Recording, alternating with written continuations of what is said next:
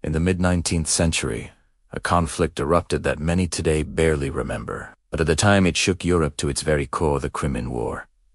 Imagine this: the great powers of Europe, Russia, the Ottoman Empire, Britain, and France, clashing not just for land, but for influence, prestige, and dominance. This was not merely a regional war. It was a rehearsal for the brutal conflicts of the modern age, a war that introduced trench warfare, modern logistics, and the seeds of a media-driven narrative for 40 seconds.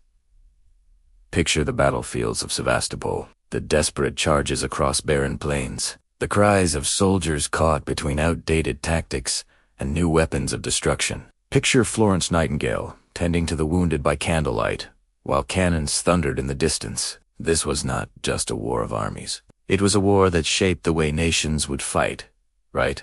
And remember? Today, we unravel the untold truth of the Crimean War, its strategies, its blood-soaked battles, and its echoes that still haunt modern warfare. The Crimean War, fought between 1853 and 1856, is often described as one of history's forgotten wars, but it was anything but small. As historian Orlando Figes notes in his monumental work, The Crimean War, a history, this was the first truly modern war, fought in the glare of public opinion, under the pressure of new technologies, and shaped by the interests of a global balance of power.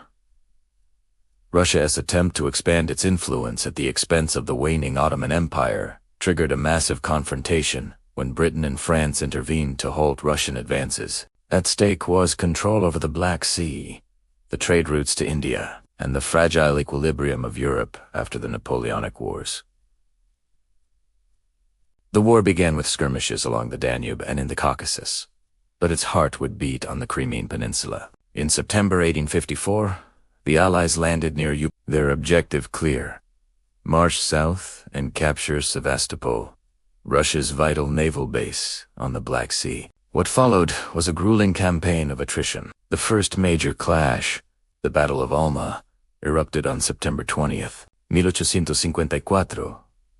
The Anglo-French forces, commanded by Lord Raglan and Marshal Sin, faced the Russians under Prince Menshikov. The Allies advanced under heavy fire, their troops wading through the river and climbing steep ridges, while Russian cannons roared above them. Despite fierce resistance, the disciplined volleys and determined bayonet charges of the Allies broke the Russian lines. Sevastopol lay open, but hesitation allowed the Russians to fortify. From there, the war turned into a brutal siege, one of the most grueling of the 19th century. Sevastopol was ringed with bastions, redoubts, and trenches. The Allies encircled the city, but the Russians fought with dogged determination, constantly repairing damage under relentless bombardment. For nearly a year, the siege dragged on, with men dying as much from disease and exposure as from combat. Historian Trevor Royle in Crimea, The Great Crimean War, 1854 to 1856, writes, "The real enemy in Crimea was not Russia alone, but cholera, frost, mud, and the staggering incompetence of logistics. Yet amidst this misery, battles of shocking intensity erupted. One of the most famous came at Balaclava on October 25, 1854. Here, the charge of the Light Brigade would etch itself into legend.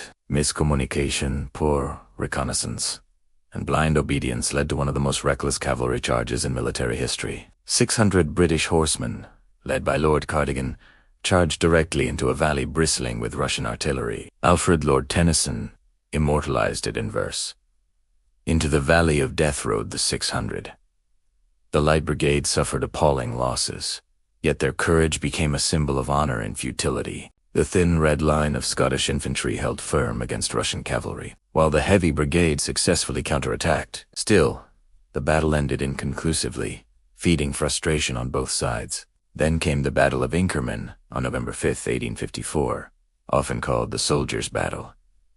In thick fog, Russian forces numbering over 40,000 hurled themselves at a much smaller British and French contingent. Confused, chaotic, and brutal, Inkerman descended into vicious hand-to-hand combat on the steep, rocky slopes. Bayonets, rifle butts, and sheer determination decided the outcome. Despite overwhelming odds, the Allies held their ground, inflicting terrible casualties on the Russians. The courage of ordinary soldiers fighting with little direction defined the day. But the war was not confined to the Crimean Peninsula alone. In the Baltic Sea, British and French fleets harassed Russian ports, testing Russia's northern defenses. In the Caucasus, Ottoman and Russian troops clashed fiercely over fortresses and mountain passes, with mixed results. Yet the fate of the war always returned to Sevastopol, where months of bombardment and counter-bombardment drained both sides. Florence Nightingale, who arrived in 1854,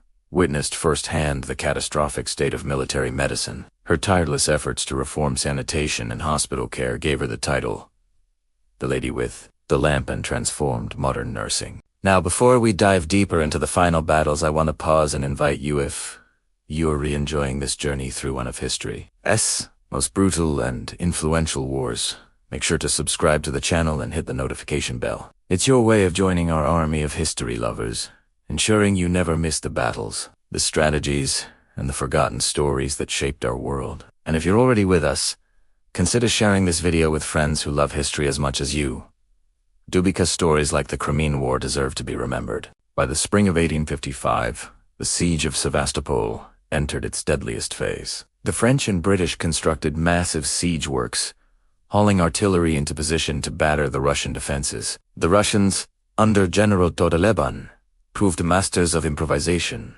constantly rebuilding trenches and redoubts. In June, the French launched a bloody assault on the Balaclava bastion, a key strong point. Wave after wave of French infantry charged into the teeth of Russian fire, only to be repulsed with appalling losses. British troops simultaneously attacked the Redam fortification, but likewise failed to gain ground. Sevastopol had become a charnel house. Finally, in September 1855, after months of relentless pressure, the French succeeded in storming the Balaclava. The bastion fell after savage fighting, forcing the Russians to abandon the once mighty fortress was left smoldering, its stocks and ships destroyed to prevent capture. The fall of Sevastopol marked the end of the war's major operations. Russia, exhausted and isolated, sought peace. The Treaty of Paris in 1856 stripped Russia of its Black Sea fleet and curtailed its influence over the Ottoman Empire. The Crimean War left a legacy far beyond its immediate outcomes. It revealed the weakness of the Russian Empire,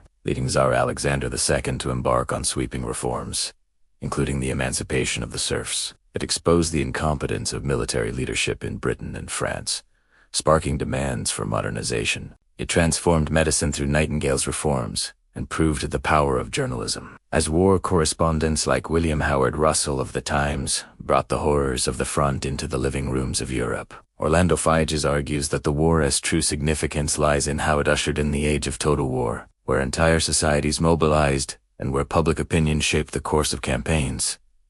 It was, in many ways, the prelude to the vast wars of the 20th century. So, as we close this chapter on the Crimean War, remember the courage of those who fought on windswept ridges and frozen trenches, the folly of leaders whose mistakes cost thousands of lives, and the resilience of men and women who changed the way wars would be fought and remembered. This was not just a war between empires, it was a turning point in the history of warfare. If this deep dive into the Crimean War has moved you, I invite you once more, subscribe to the channel, share this video, and keep this community of history alive. Every click, every share, is another torch carried into the dark, ensuring these forgotten stories continue to burn bright. The Crimean War may have ended in 1856, but its lessons echo even today. Let us remember, learn, and never allow such sacrifices to vanish into silence.